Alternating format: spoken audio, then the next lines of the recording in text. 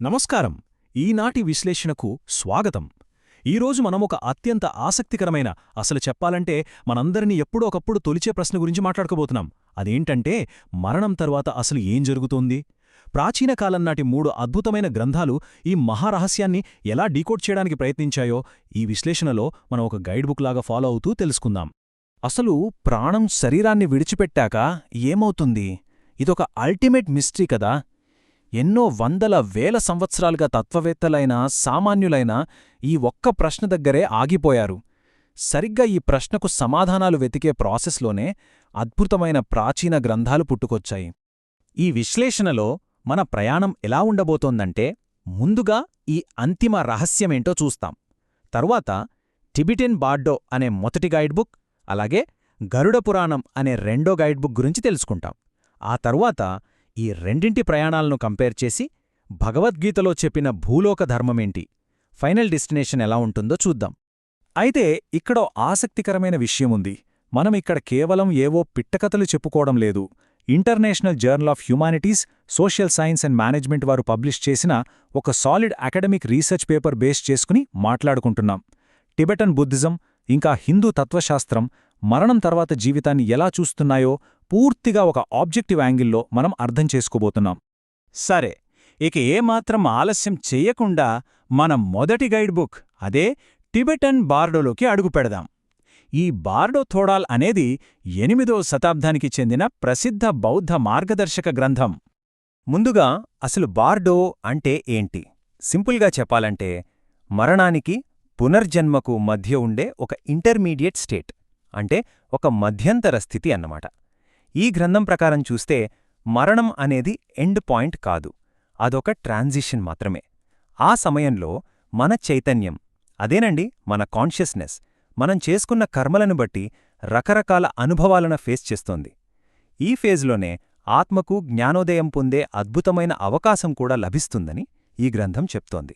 Tibetan గ్రంథాల ప్రకారం చూస్తే ఆత్మ ప్రయాణం 3 దశల్లో ఉంటుంది. ఫస్ట్, భౌతిక శరీరం కరిగిపోయే మరణక్షణం.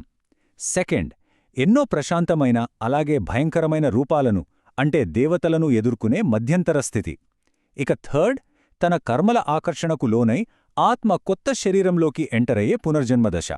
చూస్తుంటే ఇదంతా ఒక సైకలాజికల్ జర్నీలాగా అనిపిస్తుంది కదూ. దీన్ని ఇంకొంచెం ఈజీగా అర్థం చేసుకోవాలంటే ఈ బార్డో ప్రయాణాన్ని ఒక అద్దాల చిక్కుముడి, అంటే మేజ్ ఆఫ్ మిర్రర్స్తో పోల్చవచ్చు. ఆ ఆత్మకు ఎదురయ్యే భయానక లేదా శాంతియుత దృశ్యాలన్నీ బయట ఎక్కడో లేవు. అవన్నీ వారి సొంత మనసు లేదా చైతన్యం సృష్టించుకునే ప్రతిబింబాలే. అవన్నీ కేవలం భ్రమలు మాత్రమే అని ఆత్మ గ్రహించగలిగితే చాలు, ఈ జనన మరణ చక్రం నుండి విముక్తి లభిస్తుంది. టిబెటన్ విధానంలో అసలైన రియలైజేషన్ అంటే ఇదే. ఇప్పుడు అక్కడ్నుండి హిందూ మరణానంతర సిద్ధాంతాలకు పునాది అయిన మన రెండవ గైడ్ బుక్ గరుడ పురాణం వైపు మళ్ళుదాం. గరుడ పురాణం చూపిస్తున్న మార్గం బార్డోకి చాలా భిన్నంగా ఉంటుంది. ఇదొక పక్కా సిస్టమాటిక్ సైకిల్. మరణం తర్వాత యముడు, చిత్రగుప్తుల ముందు ఆత్మ నిలబడటం, కర్మల ఆధారంగా స్వర్గం లేదా నరకంలో రివార్డ్స్ లేదా పనిష్మెంట్స్ అనుభవించడం, ఆ తర్వాత ఆత్మ మరో శరీరంలోకి ట్రాన్స్ఫర్ అవ్వడం, ఇదంతా ఒక క్లియర్ లా ప్రకారం జరిగిపోతుంటుంది. దీన్ని మనం ఒక కాస్మిక్ కోర్ట్రూమ్లా ఊహించుకోవచ్చు. భూమి మీద మనం చేసే ప్రతి పని రికార్డవుతుంది. ఆ కర్మల అకౌంట్స్ ఆధారంగా ఒక కోర్టులలాగా ఆ జడ్జిమెంట్ వస్తుంది. ఆ తర్వాత ఆత్మ వివిధ లోకాల ద్వారా ట్రావెల్ చేస్తూ తన కర్మఫలాలను అనుభవించి మళ్లీ భూమి మీదకొస్తుంది. ఇది పూర్తిగా కర్మచట్టం ద్వారా నడిచే ఒక అద్భుతమైన ట్రాన్సిట్ సిస్టమ్ అన్నమాట. మనం ఇందాక స్టార్టింగ్లో మాట్లాడుకున్న రీసెర్చ్ పేపర్ని ఒకసారి గుర్తు చేసుకుంటే, స్కాలర్స్ కూడా ఇదే పాయింట్ని వ్యాలిడేట్ చేస్తున్నారు.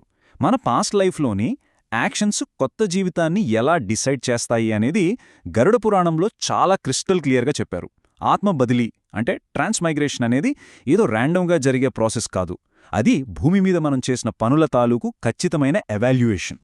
సరే, ఇప్పుడు ఈ 2 గొప్ప గ్రంథాల సిద్ధాంతాల మధ్య ఉన్న తాత్విక వ్యత్యాసాలను డైరెక్ట్గా కంపేర్ చేసి చూద్దాం. ఈ 2 గ్రంథాల కోర్ కాన్సెప్ట్స్ని పక్కపక్కన పెట్టి చూస్తే, టిబెటన్ టెక్స్టేమో మనసు భ్రమలను దాటుకుని వెళ్లడంపై ఫోకస్ చేస్తుంది. దానికి బార్డో అనేది ఒక మానసిక స్థితి, ఫైనల్ గోల్ నిర్మాణం. అదే గరుడ పురాణమైతే కర్మ ఆధారిత జడ్జ్మెంట్పై ఆధారపడి ఉంటుంది.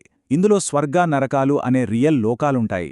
ఫైనల్ గోల్ భగవంతునితో ఐక్యమయ్యే మోక్షం. వేస్ వేరైనా సరే రెండింటి డెస్టినేషన్ మాత్రం లిబరేషనే. ఇక్కడ దాకా మనం మరణానంతర ప్రయాణాల గురించి చూశాం.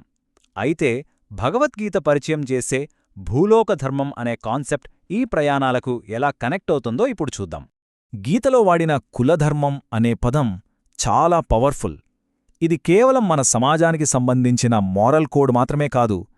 ఈ ఆచారాలు, కర్మలు సజీవంగా ఉన్నవారిని, అలాగే మరణించిన పితృదేవతలను కనెక్ట్ చేసే ఇన్విజిబుల్ బ్రిడ్జెస్ లాంటివన్నీ గీత చాలా క్లియర్గా వివరిస్తుంది. ఇక్కడ భగవద్గీత మొదటి అధ్యాయంలోని 44వ శ్లోకంలో అర్జునుడి ఆవేదనను గమనించండి. కుటుంబ సంప్రదాయాలను కోల్పోయిన మనుషులు నిరవధిక కాలంపాటు నరకంలో ఉంటారని విన్నానని ఆయన అంటున్నాడు.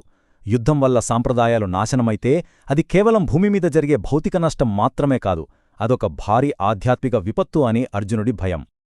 అర్జునుడి మైండ్లో ఒకదానికొకటి లింక్ అయ్యున్న చైన్ రియాక్షన్స్ రన్ అవుతున్నాయి. ఫ్యామిలీ సిస్టమ్ కొలాబ్స్ అయితే సామాజిక గందరగోళం వస్తుంది. దానివల్ల మరణించిన వారికోసం చేసే శ్రాద్ధకర్మలు ఆగిపోతాయి. పితృదేవతలకు ఈ నైవేద్యాలు అందకపోతే ఏమవుతుంది?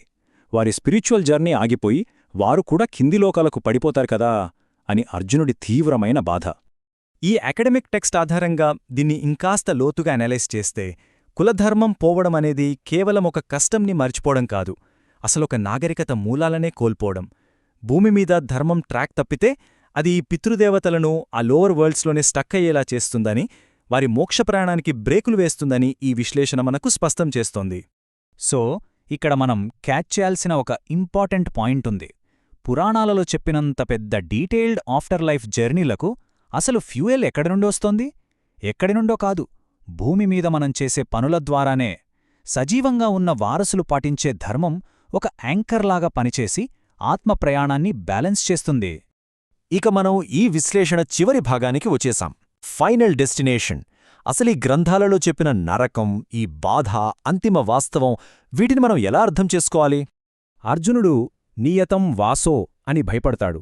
అంటే ఎప్పటికీ నరకంలోనే ఉండిపోవాలి అని. జనరల్గా నరకం అనగానే అదొక పర్మనెంట్ పనిష్మెంట్ అని మనందరం అనుకుంటాం గదా. కాని ఇక్కడ ట్విస్ట్ ఉంది. వేద గ్రంథాల ప్రకారం నరకం అనేది ఎండ్లెస్ పనిష్మెంట్ కాదు, అదొక సుదీర్ఘమైన బాధ లేదా కన్ఫ్యూజన్ స్టేట్ మాత్రమే. ఆ కర్మఫలం తీరిపోగానే ఆత్మ మళ్లీ తన స్పిరిచువల్ గ్రోత్ని రీస్టార్ట్ చేస్తుంది. అందుకే ఇక్కడ అర్జునుడి బాధ నార్మల్గా తీసుకోలేము. ధర్మం నాశనమవుతుందనే ఆయన ఆవేదన కేవలం ఒక డిప్రెషన్గా మిగిలిపోలేదు, అది విషాద యోగంగా మారింది. అవును, ఆ భయంకరమైన దుఃఖమే ఒక డీప్ ఫిలాసఫికల్ అవేకెనింగ్కి, గీతా జ్ఞానోదయానికి ఓ గేట్వేలాగా నిలిచింది. ముగించే ముందు ఒక్కసారి ఈ పాయింట్ గురించి ఆలోచించండి. ఒకవైపు గరుడ పురాణం చెప్పే ఆ కాస్మిక్ కోర్ట్రూమ్ అయినా, లేదా టిబెటన్ బార్డో చూపించే ఆ అద్దాల చిక్కుముడి అయినా, ఈ రెండింటిలోనూ రిఫ్లెక్ట్ అయ్యేది మన ప్రెజెంట్ యాక్షన్స్ మాత్రమే. అలాంటప్పుడు ఈ క్షణంలో మనం తీసుకునే నిర్ణయాలు, మనం ఎంచుకునే ధర్మం భవిష్యత్తులో మన అంతిమ వాస్తవికతను ఇంకెంత అద్భుతంగా తీర్చిదిద్దుతాయో కదా. ఈ ఆలోచనతోనే నేటి మన